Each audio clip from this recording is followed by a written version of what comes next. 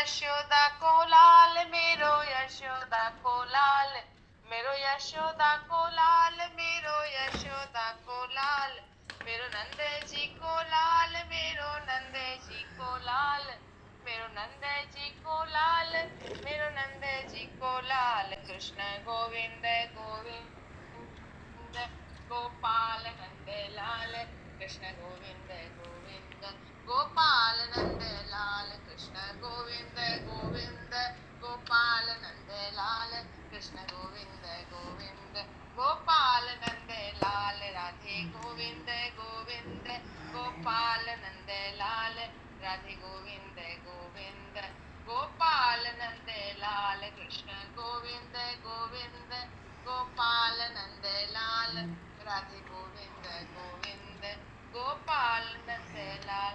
मेरो छोटो सो गोपाल, मेरो छोटो सो गोपाल, मेरो छोटो सो गोपाल, मेरो छोटो सो गोपाल, मेरो मदन गोपाल, मेरो मदन गोपाल, मेरो मदन गोपाल, मेरो मदन गोपाल। कृष्ण गोविंद गोविंद गोपाल नंद लाल, कृष्ण गोविंद गोविंद गोपाल नंद लाल, कृष्ण गोविंद गोविंद गोपाल नंद लाल, कृष्ण गोविंद गोविंद गोपाल नंद लाल।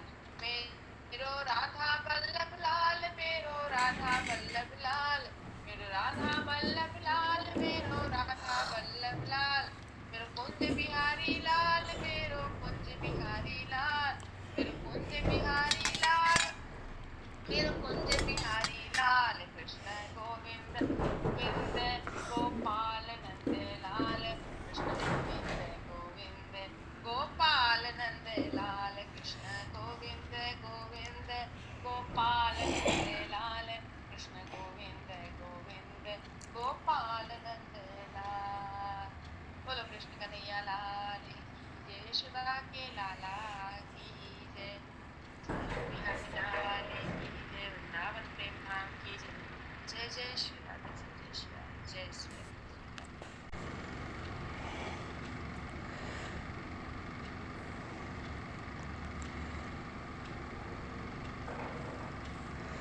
हरिशरणम।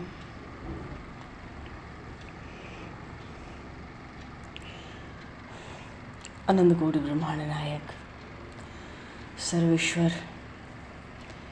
पूर्ण परात्पर ब्रह्म असंख्य कल्याण गुणगण निलय भक्तवांक्षा कल्पतरु शरणागत वत्सल भक्त वत्सल दीनबंधु दयासत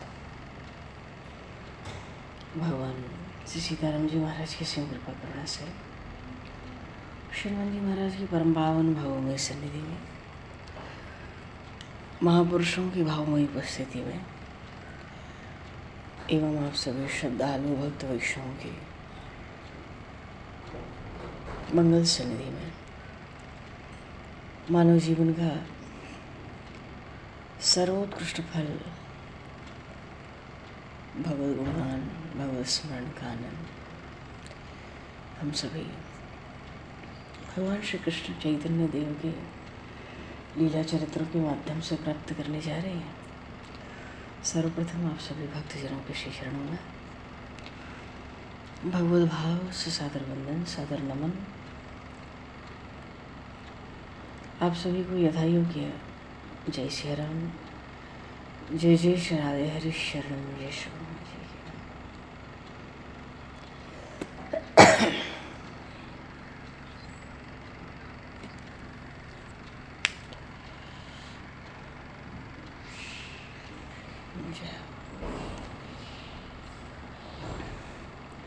वंशी विभूषितकरान्नवनीरदाभात् पीताम्बरादरुणबिम्बफलाधरोष्ठात् पूर्णेन्दुसुन्दरमुखादरविन्दनेत्रात् कृष्णात् परं किमपि तत्त्वमहं न जाने, कृष्णात् परं किमपि तत्त्वमहं न जाने।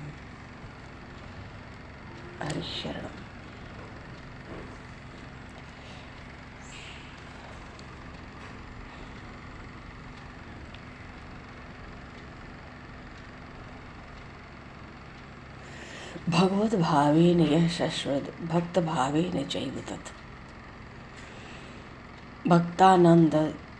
भक्तानानन्दयते नित्यं तं चैतन्यं नमाम्यहम्। भक्तानानन्दयते नित्यं तं चैतन्यं नमाम्यहम्। बोलिए श्री चैतन्य महाप्रभु की जय, श्री नित्यानंद प्रभु की जय। सृष्टि में प्रत्येक प्राणी की जो भावना है वो भिन्न प्रकार की होती है।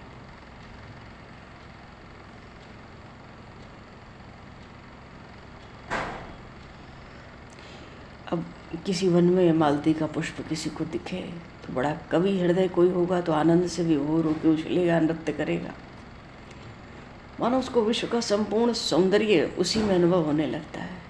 और कोई किसी गांव का चरवाहा हो तो रोज दिखता है, उसकी दृष्टि वहां तक जाती नहीं। उसके लिए भाई वो पुष्प उतना ही है जितना रास्ते में पड़ा हुआ कोई काठ पत्थर या कोई और वस्तु। पुष्प में भी किसी विशेष प्रकार की भावना का आरोप नहीं करता। वस्तुतः जो प्राणी है वो ही भावमय है, जिसमें जैसे भाव होंगे उस वस्तु में वैसा ही भाव मालूम पड़ता है, दिखलाई पड़ता है। इसी भाव को लेकर गोस्वामी तुलसीदास जी महाराज ने श्री रामचरितमानस में कहा, जिनके रही भावना जैसी प्रभु मूरत देखी तिन तैसी।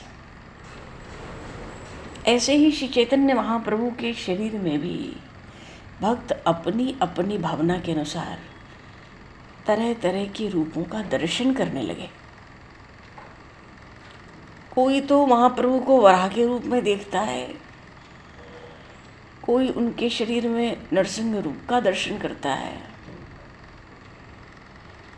कोई वामन भाव का अध्यारोप करता है, किसी को प्रभु की मूर्ति श्याम सुंदर रूप में दिखाई देती है, किसी को षड्भुजी मूर्ति के दर्शन होते हैं, कोई चतुर्भुज से देखता है, चारों हाथों में शंख चक्र गदा पद्म लेकर दिखाई देते हैं, भावावेश में कीर्तन में। कहने का भाव है कि महाप्रभु के श्री विग्रह को भक्त भिन्न भिन्न प्रकार से देखने लगे। अब जिसको प्रभु का चतुर्भुज रूप दर्शन हो रहा है उसको तो प्रभु की चार भुजाएं दिखती हैं, पर अन्य लोगों को वही स्वरूप सामान्य सा दिखाई देता है।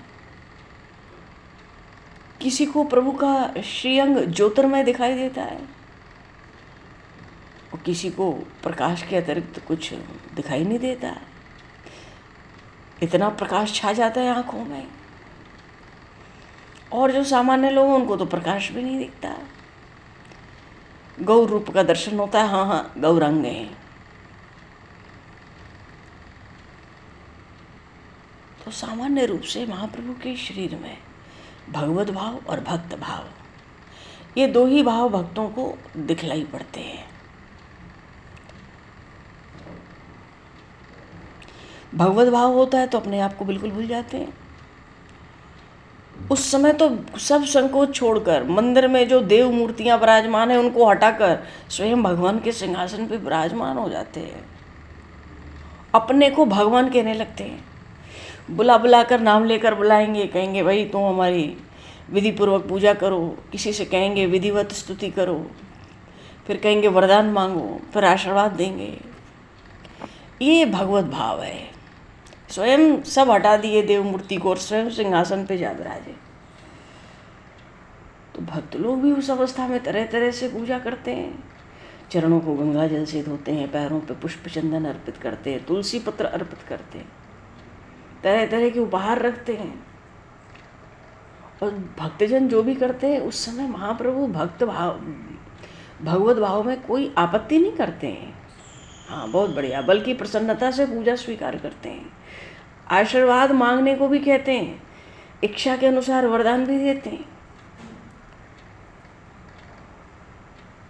तो यही बात नहीं है कि केवल भगवान का ही आवेश होता है, तरह तरह के देवी देवताओं का भी भाव आ जाता है। कभी तो बलदेव के भाव में लाल लाल आँख करके जोरों से वारुणी वारुणी, कभी इंद्र का आवेश आ जाए तो ब्रज को घुमाने लगते हैं, कभी सुदर्शन चक्र का आवाहन करने लगते हैं प्रभु। एक दिन एक जोगी बाबा बड़े मधुर स्वर से डमरू बजा बजा कर भगवान शिव के गीत गा गा कर भिक्षा मांग रहे थे। बोलिए श्री गौरी शंकर भगवान की जय।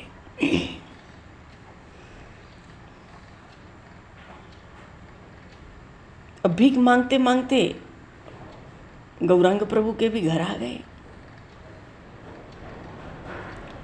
जब शिव जी का गीत सुना तो गौरांग प्रभु को भगवान महादेव का भाव आ गया और अपनी लटों को, जो उनकी घुंघराले बाल थे बड़े रेशम की तरह कोमल, उन लटों को बिखेर कर शिवजी के भाव में उस गाने वाले के कंधे पर चढ़ गए।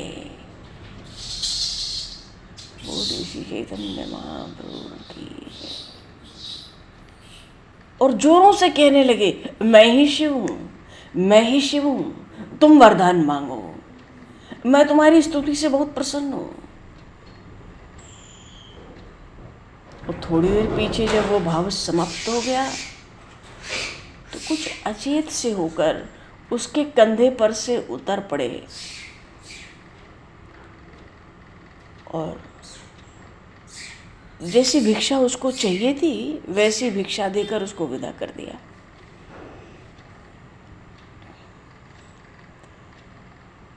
कहने का भाव है, भक्तों को अपनी अपनी भावना के अनुसार तरह तरह के रूपों में महाप्रभु के दर्शन होने लगे।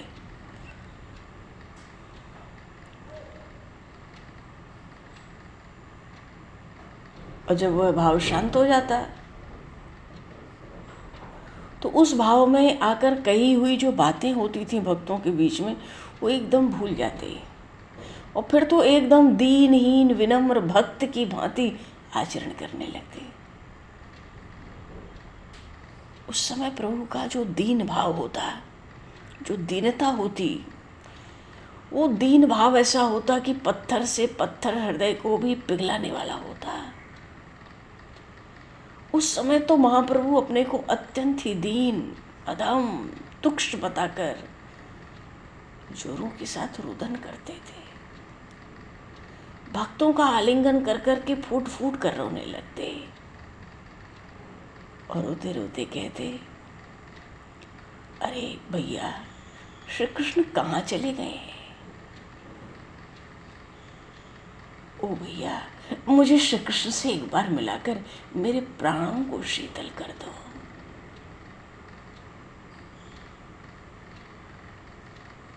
मेरी विरह की वेदना को श्री कृष्ण का पता बताकर शांति प्रदान करो। मेरा वो कन्हैया, मेरा वो मोहन मुझे बिलखता छोड़कर कहाँ चला गया?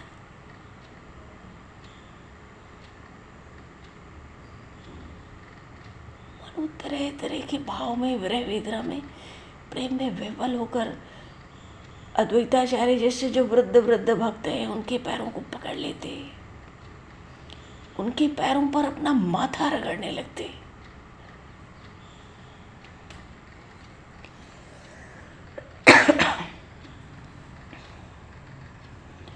बार बार सबको प्रणाम करते।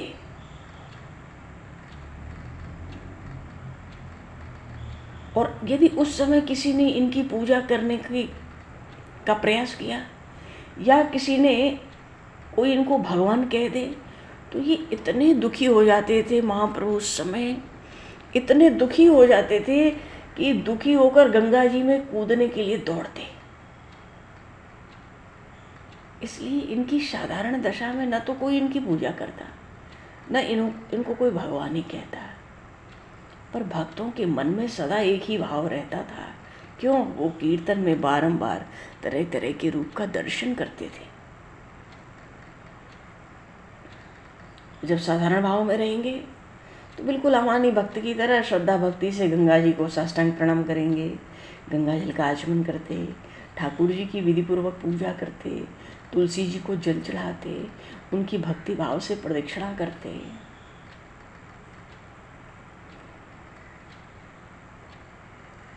भगवत भाव में इन सब बातों को भूलकर स्वयं ईश्वरीय आचरण करने लगते। और कोई भावावेश उतर गया, मानो कोई पूछ लेता कोई बात को तो बड़ी दीनता से कहते, भैया हमें तो कुछ पता ही नहीं कि हम अचेतन अवस्था में न जाने क्या क्या बक गए। आप लोग मेरी किसी बात का बुरा न माने, आप लोग हमारे अपराधों को क्षमा ही करते हैं। ऐसा आशीर्वाद दें कि अचेतन अवस्था में भी हमारे मुख से ऐसी कोई बात न निकले जिसके कारण हम आपके या श्री कृष्ण के सम्मुख अपराधी बन जाए। और जब संकीर्तन होता दोनों भाव से नृत्य करते महाप्रभु। कभी तो भक्त भाव होता तो बड़ी सरलता के साथ नृत्य करते। उस समय तो नृत्य इतना मनोहर होता महाप्रभु का।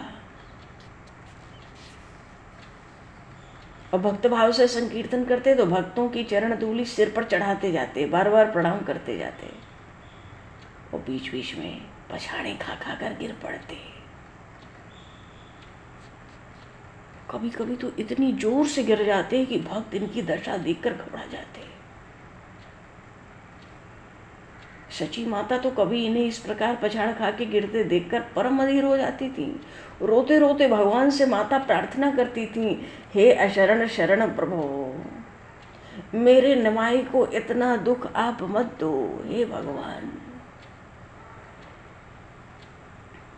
ये भी एक कारण था कि सब भक्त संकीर्तन के समय इनकी बड़ी देख रेख करते थे, मानो इन्हें चारों ओर से पकड़े रहते थे। पकड़े ऐसे रहते थे कि शरीर को तो नहीं छूते थे, पर हाथों को जोड़े रहते थे इनके चारों तरफ। इनको तो सुध रहती नहीं आनंद में, तो कब किस तरफ गिर पड़ेंगे और मूर्छित होके गिरेंगे तो फिर कहाँ लगेगी, क्या होगा, इस मारे मानो पकड़े से रहते थे। कभी कभी भावावेश में आके संकीर्तन करने लगते। नृत्य तो फिर अद्भुत होता, अलौकिक होता वो। और उस अलौकिक अद्भुत नृत्य के समय भक्तों को साहस ही नहीं होता कि इनका स्पर्श कर लें। क्यों? उस समय के नृत्य में जोरों से हुंकार करते थे महाप्रभु, इतनी हुंकार मानो दिशाएं गूंजने लगती।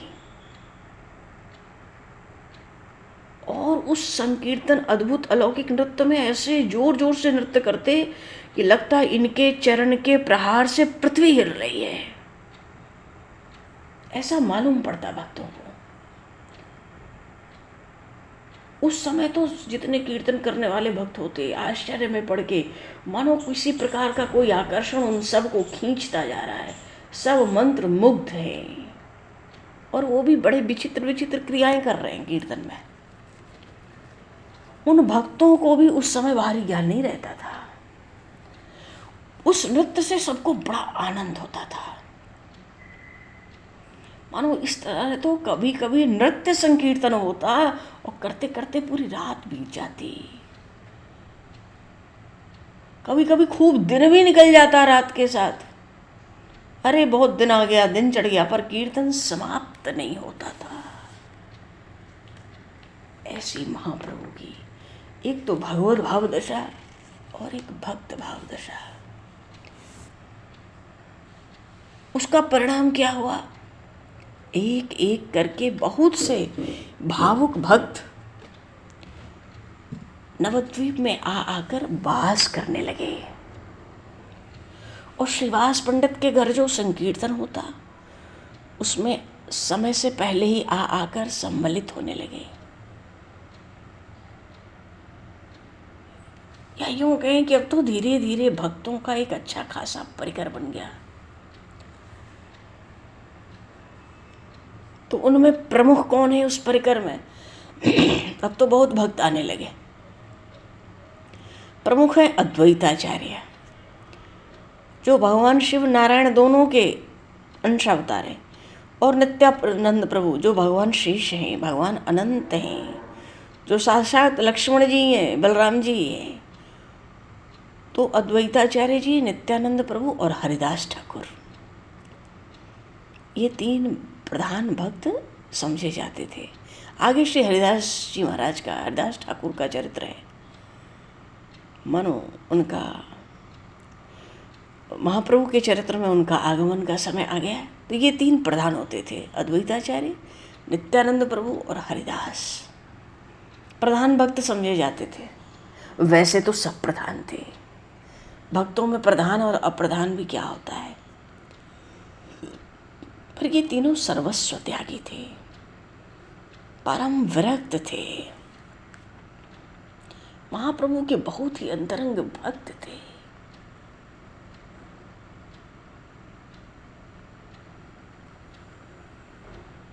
श्रीवास को छोड़कर इन्हीं तीनों पर प्रभु की अत्यंत कृपा थी।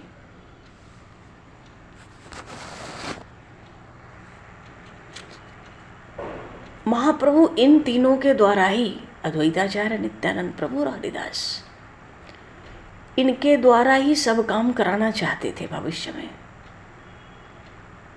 अब इनमें श्री अद्वैताचार्य और अवधूत नित्यानंद जी का तो सामान्य परिचय थोड़ा हम लोग को प्राप्त हो ही चुका है। अब भक्तों में अग्रगण्य श्री हरिदास जी महाराज। ये वृंदावन वाले तो हरिदास जी महाराज हैं नहीं, ये तो यवन भक्त हैं, मुसलमान भक्त हैं श्री हरिदास, यवन भक्त हरिदास। महाभागवत हैं, वैष्णव शिरोमणि हैं। तो महाभागवत वैष्णव शिरोमणि क्यों कह रहे हैं इनको? क्योंकि इन्होंने नाम जप का जितना महात्मा प्रकट किया, भगवान के नाम के जप का जितना महात्मा इन्होंने प्रकट किया, उतना भगवान नाम महात्मा किसी ने प्रकट नहीं किया। या दूसरे शब्दों में हम ये कहें, इनको भगवान नाम महात्मा का सजीव अवतार ही समझना चाहिए। बोलिए श्री भगवान नाम महाराज की जय। मानो श्री भगवान नाम का अवतार है, ये नाम महाराज है।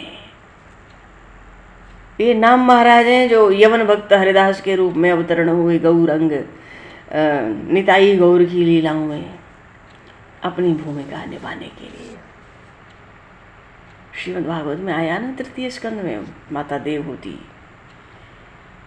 कहती हैं भगवान कपिल देव से, अहोबत स्वपचो तो गरियान ये जिह्वाग्रे वर्तते नाम तुभ्यम ते पुस्तपस्ते जुहुवः सस्नुरार्या ब्रह्मा नुचुर्नाम गृणान्ति एते अहोबत स्वपचो तो गरियान ये जिह्वाग्रे वर्तते नाम तुभ्यम। मानो वो चांडाल, स्वपच कहते हैं चांडाल को, 12 गुणों वाले ब्राह्मणों से बढ़कर तो वो स्वपच है, वो चांडाल है जिसकी जिह्वा के अग्रभाग पर आपका नाम नृत्य करता है निरंतर सतत। यह जिह्वाग्रे वर्तते नाम तुभ्यम, जिसकी जिह्वा के अग्रभाग पर आपका नाम नृत्य करता रहता है, उसने सब तप कर लिए, सब यज्ञ कर लिए, सब जप कर लिए, सब उपवास कर लिए, सब तीर्थ कर लिए, सब दान दे दिए। मानो सर्वस्व जितने वेदोक्त कर्म हैं, शास्त्रोक्त कर्म हैं, सबका भली भांति अनुष्ठान हो गया। ऐसी भगवान नाम महाराज की महिमा। इसलिए माता देवहूति कहती हैं, हे प्रभु, जिसकी जिह्वा पर तुम्हारा सुमधुर नाम सदा बना रहता है। अब वो जाति का स्वपच ही क्यों न हो, वो ब्राह्मणों से भी अत्यंत पवित्र है। क्यों? ब्राह्मण तो आपके नाम की अवहेलना करके निरंतर यज्ञ आदि कर्मों में लगे। पर हे भगवान, जो तुम्हारे त्रैलोक्य पावन नाम का संकीर्तन करते हैं, उन्होंने ही यथार्थ में संपूर्ण तपों का, स्वसर बड़े स्वर में, वेदों का, विधिवत हवन का और सब तीर्थों का फल प्राप्त किया है। क्योंकि आपके पुण्य नामों से सभी पुण्य कर्मों का फल निश्चित है और उसमें निहित भी है, समाहित भी है। तो बोली श्री भक्त हरिदास जी महाराज की, यवन भक्त श्री हरिदास। ये नाम महाराज का ही अवतार है, सजीव अवतार, भगवान नाम महात्मा का, भगवान नाम महिमा का सजीव अवतार।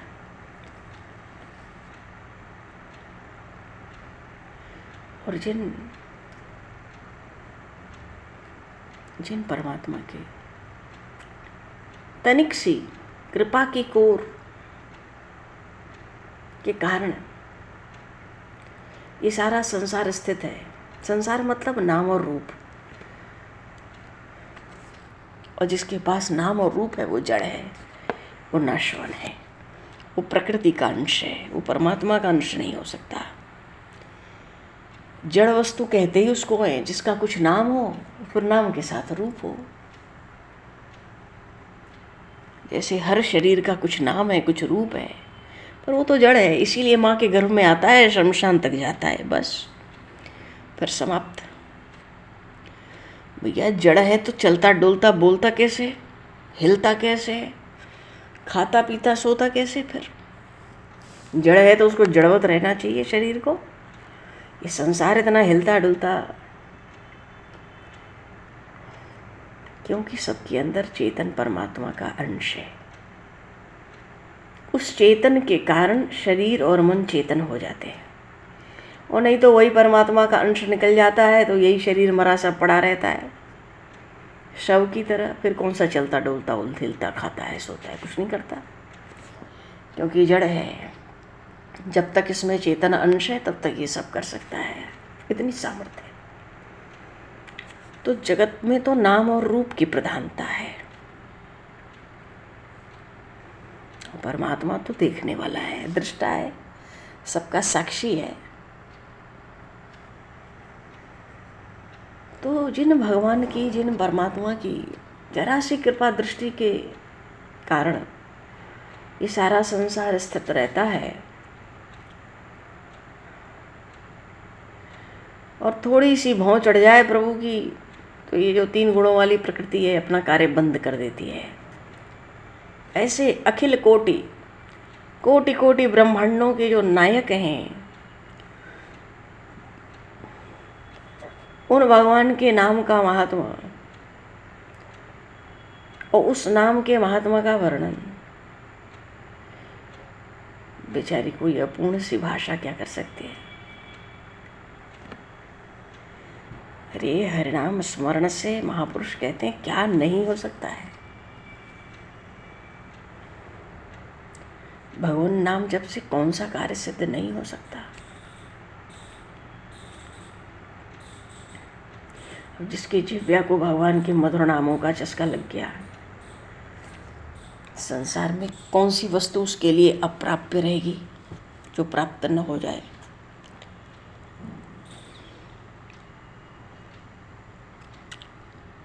यज्ञ, याग, जप, तप, ध्यान, पूजा, निष्ठा, योग, समाधि, सबका फल है भगवान नाम में प्रेम होना, भगवान के नाम में प्रीति हो जाना। अब ये सब काम किया, यज्ञ, याग, जप, तप, ध्यान, पूजा, योग, समाधि, निष्ठा, और भगवान के नाम में प्रेम नहीं हुआ है, तो महापुरुष कहते हैं फिर तो इन कर्मों को तुम व्यर्थ समझो।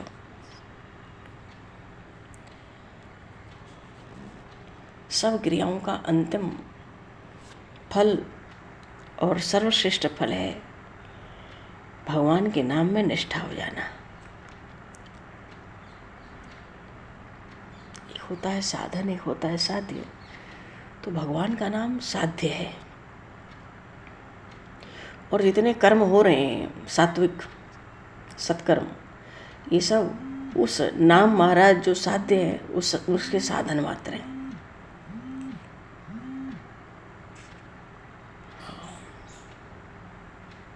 और नाम जप में किसी स्थान का महत्व नहीं कि भाई इसी स्थान में बैठो, किसी समय का महत्व नहीं है कि इस समय नहीं इस समय करो।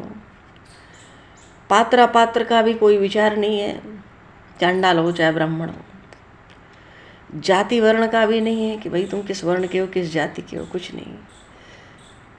समय है कि असमय है, बढ़िया समय है कि घर में सूतक लगा है, किसी चीज़ का कोई प्रभाव नहीं। तुम पवित्र हो कि अपवित्र हो, किसी बात का विचार नहीं।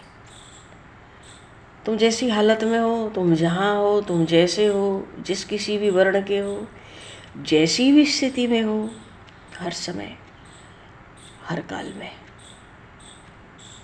भगवान श्री हरि के मधुर नामों का संकीर्तन जीव कर सकता है, ऐसा महापुरुष घोषणा करके कहते हैं। नाम जप करने से पापी मनुष्य भी परम पावन बन जाता है। अत्यंत नीच से नीच भी सर्वपूज्य समझा जाता है।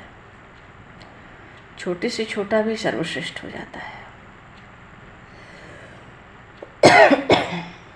और बुरे से बुरा भी महान भगवत भक्त बन जाता है।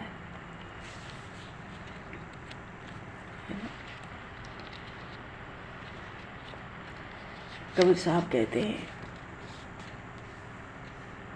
नाम जपत कुष्ठी भलो और चुई चुई गिरे जो चाम।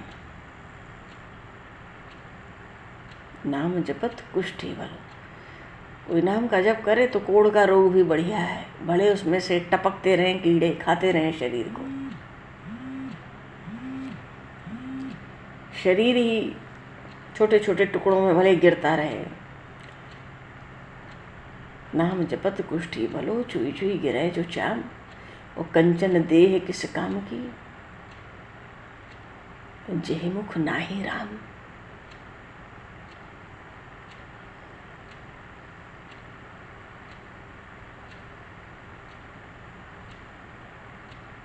भगवान नाम का जो प्रभाव है और जो महिमा है, जो भक्तों में अग्रगण्य है।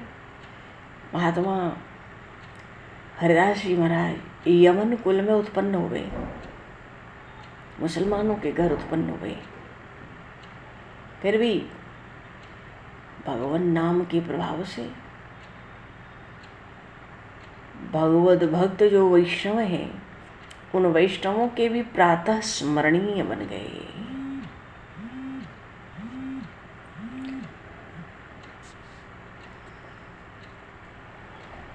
क्योंकि इन महात्मा की, यवन भक्त श्री हरिदास जी महाराज की, भगवान के नाम में अलौकिक निष्ठा थी। बोलिए श्री भगवान नाम महाराज की जय।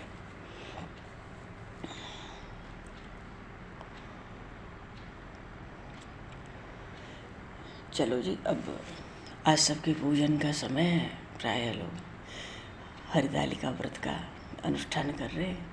संध्या समय पूजन काल है। अब ज़्यादा समय न लेते हुए आगे का प्रसंग आगे।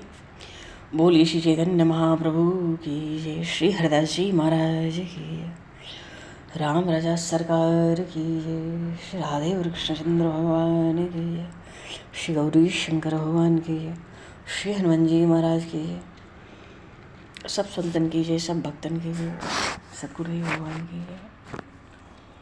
भगवान समय को दर्शित करते हुए अब आज यहीं पर वाणी को विराम और वाक्य पुष्पांजलि प्रभु के श्री चरणों में सादर समर्पित। आप सभी को भी यथा योग्य जय श्री राम, जय जय श्री राधे, हरि शरण। जय गुरु महाराज, जय श्री राम, जय श्री राम, जय श्री गुरु महाराज, राम महाराज की जय हो। हरिओम हरिओम। जय श्री गुरु महाराज जी की जय चरणों में आपके कोटि कोटि प्रणाम। जय और अनंत में